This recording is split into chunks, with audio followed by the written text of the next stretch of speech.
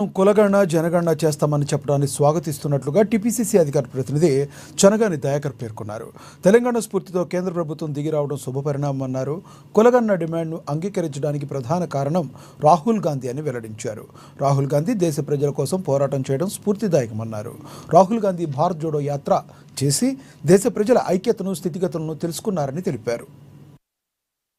కేంద్ర ప్రభుత్వం బీసీలకు కులగణన జనగణన కూడా ఏర్పాటు చేయడం దాన్ని మేము స్వాగతిస్తూ ఇవాళ కేంద్రం తీసుకున్నటువంటి నిర్ణయం ఏదైతే ఉందో జనగణన కులగణన ఆ యొక్క కేంద్రం ఆ డిమాండ్కు అంగీకరించడానికి ప్రధానమైన భూమిక పోషించినటువంటి భారత్ జోడో యాత్రి ఒక సాహసోపేతమైనటువంటి యాత్రను చేసి దేశ ప్రజల ఐక్యతను అదేవిధంగా స్థితిగతులను తెలుసుకొని ఈ దేశంలో అట్టడిగ వర్గాలకు అన్ని వర్గాల ఫలాలు రాజ్యాంగ ఫలాలు అందాలని పోరాడినటువంటి రాహుల్ గాంధీ గారి పూర్తితో రాహుల్ గాంధీ గారి డిమాండ్తో అదేవిధంగా తెలంగాణ రాష్ట్రంలో అత్యంత ప్రతిష్టాత్మకంగా కులగణన చేసినటువంటి రాష్ట్ర ముఖ్యమంత్రి వర్యులు రేవంత్ రెడ్డి గారి నాయకత్వంలో ఒకవైపు రాహుల్ గాంధీ గారు ఆలోచనతోని తెలంగాణ రాష్ట్రంలో అత్యంత ప్రతిష్టాత్మకంగా కులగణన జరిగింది.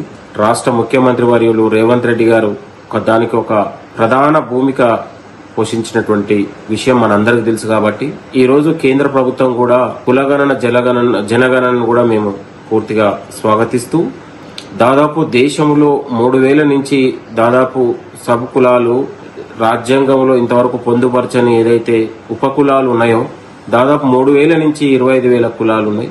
మరి వాటన్నిటిపైన కూడా స్థితిగతులు అధ్యయనం చేయాల్సిన అవసరం కేంద్ర ప్రభుత్వం పైన ఉంది.